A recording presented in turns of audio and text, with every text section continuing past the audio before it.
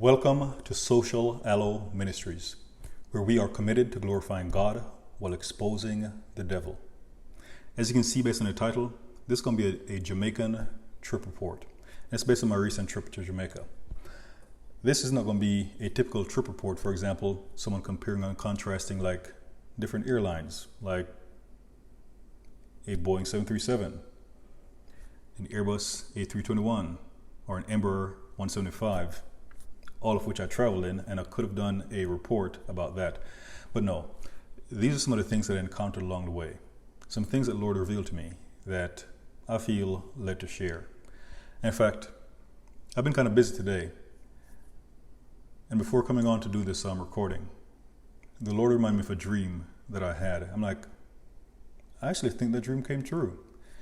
And while I was going through my journal, I realized that I had a dream on February 4th, 2017, and this is in a separate thing. February 4th, 2017, about Shelley Ann Fraser Price being pregnant, and then a month later I found out she was pregnant. Well, also in the dream, there was a dream about plantain tarts, about me actually going to a pastry shop and they had plantain tarts. Well, lo and behold, that dream also came true because, as I mentioned in another broadcast, I finally got the chance to have some plantain tarts. Let's get started. One of the first things I want to say is a lesson learned, a reminder is that God is sovereign. I won't go too much in depth in that right now. I may start with it, I may end with it by saying that God is truly sovereign. Don't ever forget that.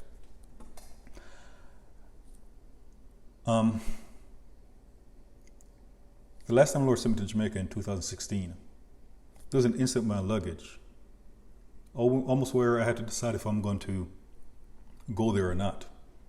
But the Lord got my luggage here one piece. This time around, expecting enemy interference, the Lord gave me a strategy to avoid the potential fiasco, and it worked beautifully. But lo and behold, I was probably about 10 minutes away from landing. And I kind of closed my eyes for a little bit. And then I had this vision of stuff being thrown towards me.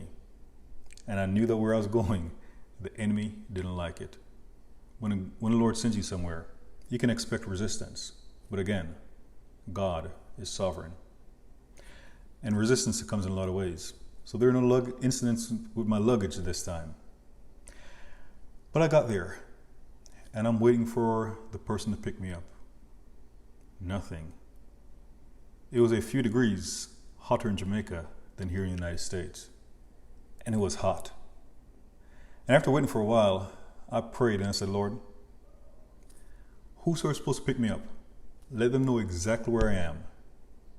Also, let me know who it is. In less than a minute, I see one of my uncles walking by. And I called him. And I'm thinking, he's the one supposed to pick me up. Well, the Lord answered my prayer, but it wasn't quite the way I expected it. Someone else was supposed to pick me up. And turns out that person was at the airport, but basically in a different location. My uncle, he doesn't even live on that side of the island. But he was there to pick up one of his daughters. And it may seem as if he just happened to be in the area. But he ended up being the answers to my prayer. And he gave me a ride from the airport. And the person who came to the airport to get me came and got me from his house. But it was a beautiful story regarding how the Lord answered that prayer. So in another broadcast, I mentioned how the enemy had attacked. I prayed, and within a few seconds after praying, it started raining. And it was a sign from the Lord to let me know that the enemy cannot stop the blessings that the Lord God has in store for me. So again, God is sovereign. And he hears your prayers, even if he doesn't answer them in the way and or the timing that you expect. He hears your prayers. And I'm going to look at some notes that I have here. Another thing is today's problems will look smaller tomorrow. I did a broadcast when I was in Jamaica, and I mentioned about how in Isaiah 14, starting verse 12, it speaks about how people look at the devil and see how small he is. And be like, is this the one? Well, I may have mentioned this before in another broadcast, but I went back to my last childhood home in Jamaica. And when I looked at the yard, I'm like, this thing looked so imposing when I was younger. And the same thing because there are several houses that I lived in Jamaica, all in the same area, or relatively close together. And the very first house, it's kind of the same thing. The yard was so imposing when I had to do yard work, when I had to rake the leaves or cut the yard using machete. It was so imposing, but now I go back and I see the yard, and it's just so much smaller. So as we grow to a higher level of spiritual maturity, the things that are afflicting us today, or may have afflicted us in times past, will look so much smaller in retrospect. Another thing I have is retrospective gives us a better perspective. In going back to Jamaica, it reminded me of where I came from. But not just where I came from physically, but also spiritually. It is so easy, for example, a person gets saved, you have a relationship with the Lord, you live in a consecrated life, and then suddenly you're holier than thou. You act as if you've never sinned a day in your life, as if you're the second coming of Jesus the Christ. But going back to Jamaica, it reminded me of a lot of things. And there are times in your journey where you make mistakes along the way and you go off the course the Lord has for you. And there are a lot of ways the Lord can get you back on track. Maybe he can just, if you're supposed to go straight ahead and you went off to the right, maybe he can just bring you straight back to the point straight across from where you are. Or he'll take you back to where you got off track. Or he may even take you back to the very beginning. And then you advance forward. But at least you won't make mistakes that you made in times past. So going back to Jamaica, it gave me a great retrospective regarding where I came from. Not just physically, but also spiritually.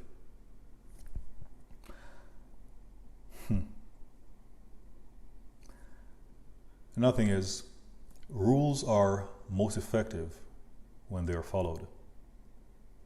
And I've experienced it here in the United States. But in Jamaica, I saw some wild driving. Some things that it's like traffic would get congested, and then you get to the point of the congestion and you realize that, well, someone could have been in the correct lane a mile in advance, but because the person went into the last minute, it caused issues. Or even going through a roundabout. Just simple issues that could have been prevented by following the rules. Now, when the Lord gave the 10 Commandments, it's like, thou shalt not. It may seem as if, oh, they're so restrictive. Those things were for our protection. And if we don't do those things, there are other things that we can do. For example, one of the commandments is, thou shalt not commit adultery. Well, you can have relations with your spouse, and that is perfectly legal. It also shuts the door on the enemy if you do not do those things that the Lord tells us not to do. So rules are most effective when they are followed. Another thing is missionary work. It is challenging, and especially for those who are full-time missionaries. But sometimes when you go to different places, you see what others have to endure, and it put things in perspective for you.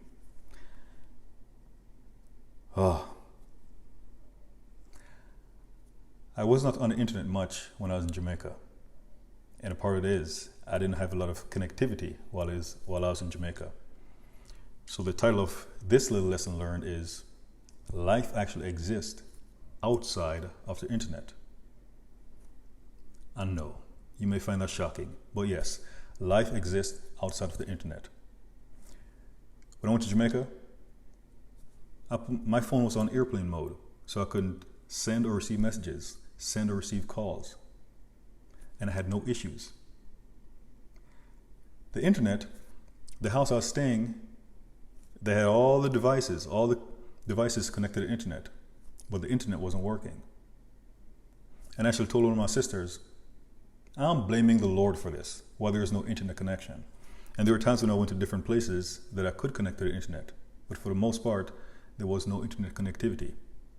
Now get this, my last night in Jamaica, the internet came back on.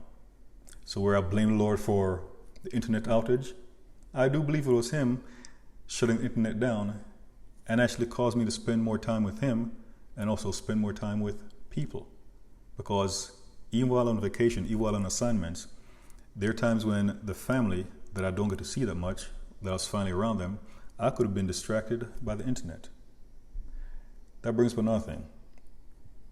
There are times as ministers, we want to minister to so many people, and we bypass our families, the ones we love or should love the most, in order to minister to the world. For example, some people don't want to be prophet to the nations, but they want to be minister to their own family members.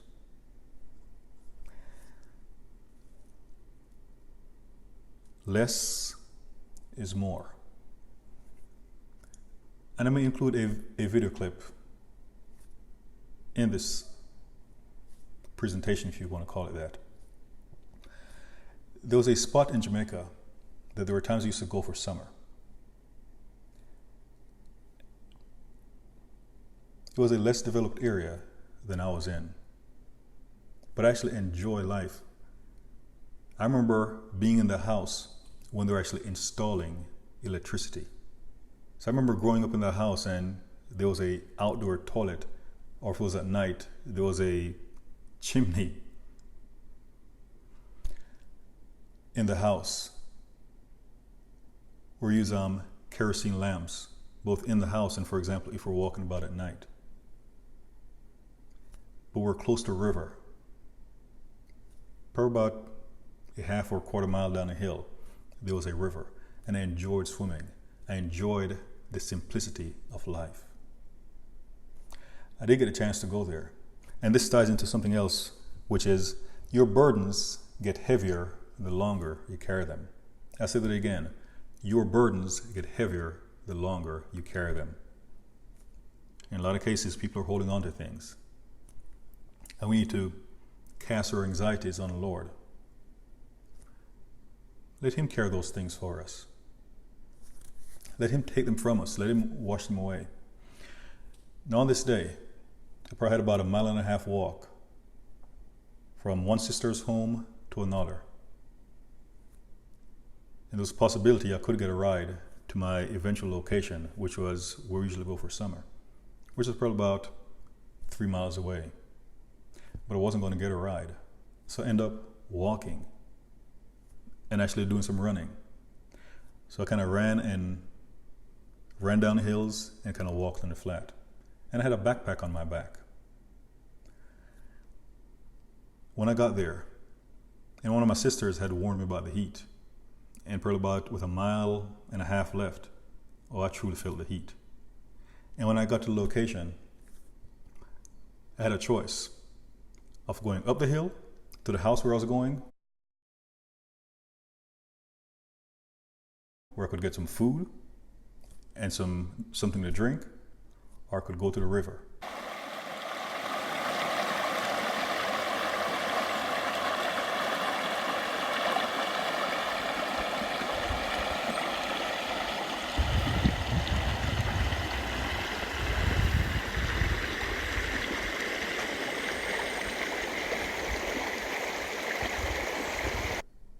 Well, I went to the river and I swam around for about an hour. It was so refreshing. And at that moment, it was literally more time to spend with the Lord. It was like He made a swimming pool for me, just being out there in nature, cooling off, spending time with the Lord. Also, if you read The Process, The Refiner's Fire, you know some of the things that I went through with what we call Satan's marine kingdom. And there are times while going through those things, and in writing the book, where I wondered if I'd ever look at bodies of water the same, or if I'd ever go swimming. Well, when I was in Jamaica, I went swimming in the sea and also in the river.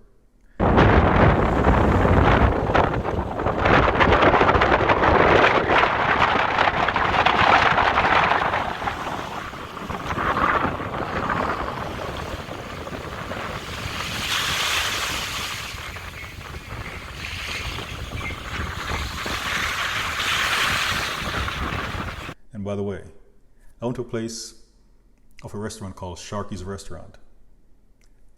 And Sharky's has the beach. So can you imagine going to a beach with the name Sharky's? So you may have sharks on your mind. But there was no fear. There was no worry about the enemy. It was basically going to those places and saying that the Lord created the earth. The earth is the Lord and the fullness thereof. It is His. So it's reclaiming those things back. So all those awful dreams that I had coming from that kingdom, it's like, I'm from the kingdom of light, God's kingdom, and these are God's creation. And not to look at things negatively because of how the enemy tries to pervert things.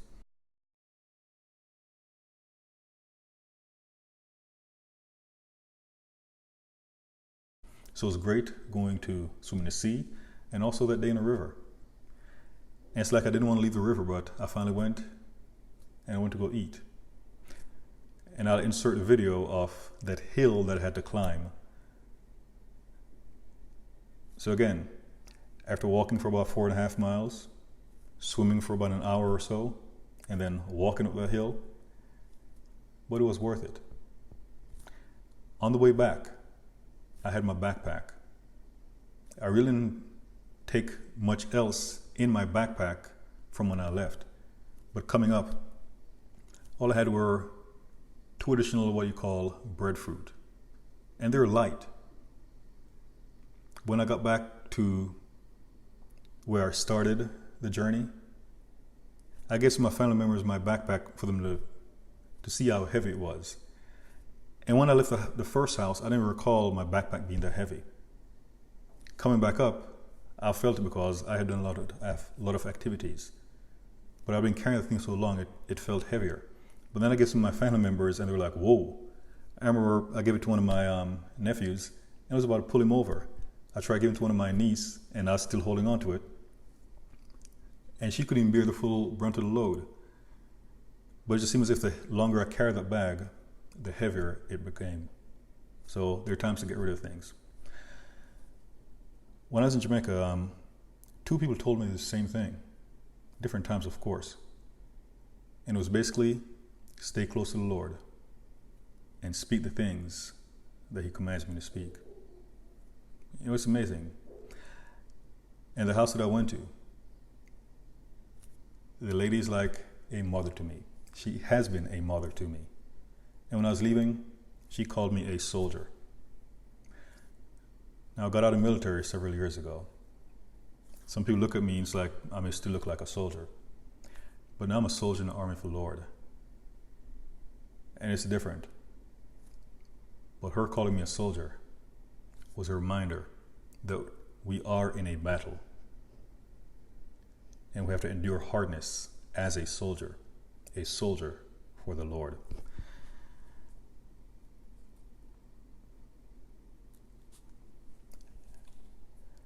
And I think I'll end with God is sovereign. The enemy threw a lot of things at me while I was in Jamaica. But I wasn't going to stop doing the things the Lord had called me to do. It was different from my trip there 3 years ago. There are different objectives that the Lord had for me. And in retrospect, I have to wonder, did I do everything the Lord wanted me to do?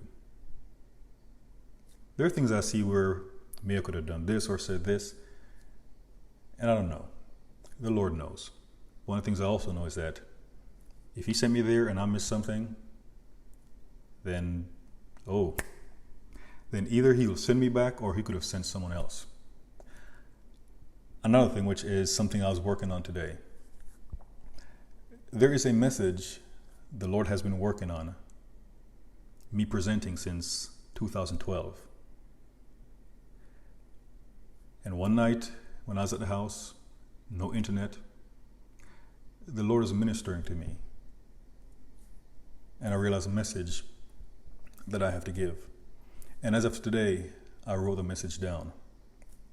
It's not quite the same as what He was ministering to me. And by that I mean, I know I didn't write everything down verbatim. I think I captured the main points, but I'm kind of letting it sit. But the message is a couple of pages long. But there are years in the making. the Lord painstakingly took years layering those things. And when delivered, it is going to pierce some people's hearts, because I know the effect that it had on me. Something happened during that day and also that night when the Lord was ministering to me. But the message, years in the making. When I was in the military, I mentioned a person called me a soldier. When I was in the military, there was a term that we used about tactical patience. Just because you see an opportunity, it doesn't mean that you need to capitalize on it immediately. And I've mentioned before that, for example, when it comes to prophecy, just because you see something, you don't automatically say something, especially if the Lord doesn't command you to speak. Also, another lesson learned in Jamaica. There were times when I could have said things about certain things, but I didn't. And I even inquired of the Lord afterwards. It's like, did you want me to say something? If you do, I can actually go back and go say something. And there was nothing. So sometimes there's certain things you just need to pray about. Didn't mean I didn't see it, but some things simply to pray about. Like I was saying, that message, years in the making, and even as of today, it's still not time to release that message. And I'm not sure if the Lord's going to add anything more to it. But at least right now, I am staged. Things are in place for me to deliver that message. And I think about tactical patience, waiting for the best time, in the Lord's timing, to deliver that. If I delivered it in 2012, it would have been too soon. 2016, it would not have been profound. 2019, I'm not sure if I'm going to deliver the message this year or the next, but I know the time is coming soon. And it's just incredible to do things in accordance with the Lord's timing. And the Lord is faithful. Like I was going through looking for a dream that I placed in my journal, and then I came across one on February 4th, 2017, when the Lord gave me a dream about Shelley Ann Fraser Price being pregnant, and I found out that it manifested in the natural a month later. But then to have a dream about finally being able to get plantain tarts. And by the way, it wasn't just one plantain tarts, but there were several. And in the natural, I did have several to choose from. So the Lord is faithful. And I was in prayer earlier today, and I was speaking to the Lord and reminded him about something he said on August 20th, 2015. And I can bring it up now, but he's the one who actually reminded me of it previously. The Lord is faithful. He is faithful to his promises. Oh Lord. It just keeps on coming. I didn't realize this when I was there. But at some point, I'm not sure if it's when I came back, that I realized that I went to Jamaica and I had an idol in my heart. And it created a portal for the enemy to get in. When I came back, that idol was gone. And it is amazing. So I have experienced changes since coming back. In fact, when I was going to Jamaica, I told the Lord, there are things I'm taking with me back or to Jamaica or back to Jamaica that I want to leave there, never to return with me. But it's amazing how the Lord, during the time, removed an idol from my heart. In fact, at the time, I didn't even realize it was an idol. But the enemy, he's very slick. And he can even try to use righteous things to become unrighteous. It is easy to develop an idol in your heart. And if you focus on something more than the Lord, you venture into the realm of idolatry. So like I mentioned, this is my Jamaican trip report. There are other things that happened that I won't discuss. Some things are private. But I see the goodness of God everywhere I go. Everywhere I go. And never lose sight of how good God is. Never lose sight of it. And again, God is sovereign. And I close by saying, Jesus. He truly is Lord.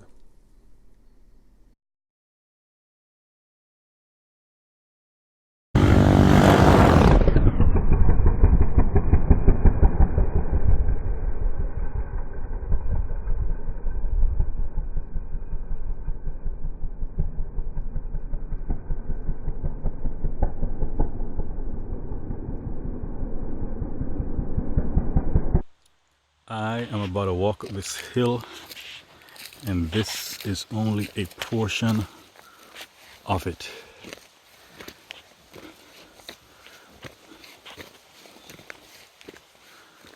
This was one of my favorite locations during the summer.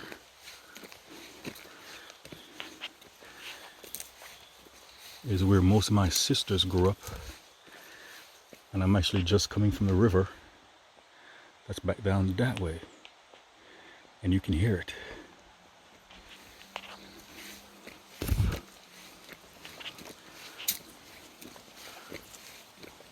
But I'm going to pay someone a visit. Someone who was very instrumental in my life. And I'm forever grateful. Not roses, but sometimes I have to stop and smell the roses or get an excuse to catch your breath.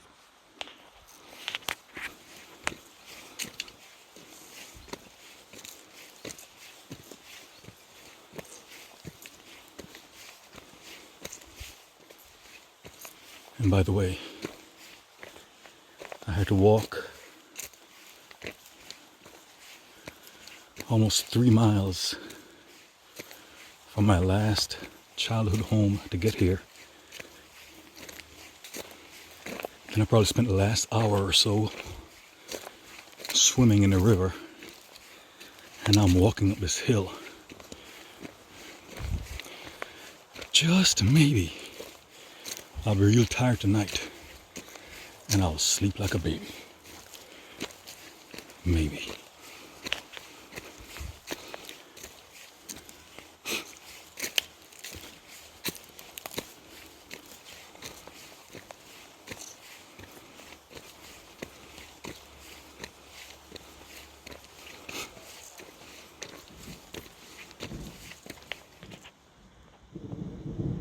Uh-oh.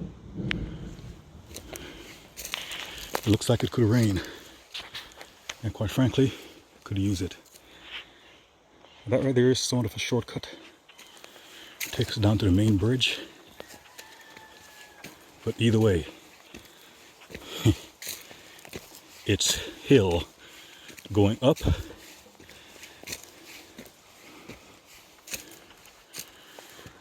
And the bridge is down there.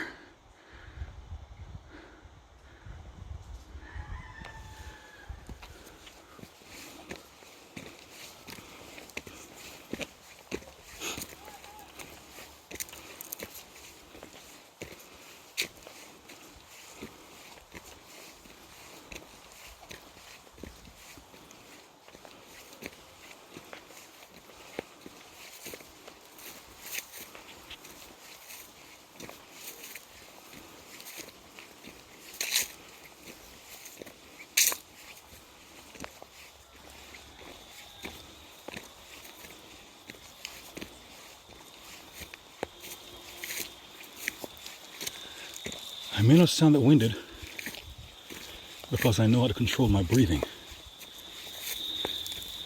But my legs, they're on fire.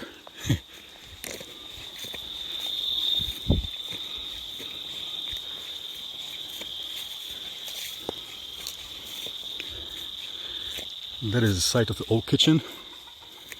The building has been torn down. Many great meals.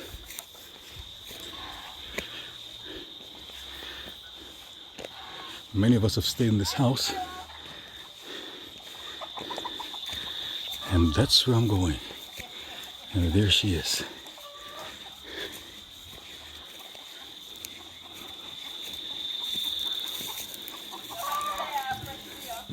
Referred as Sonia D.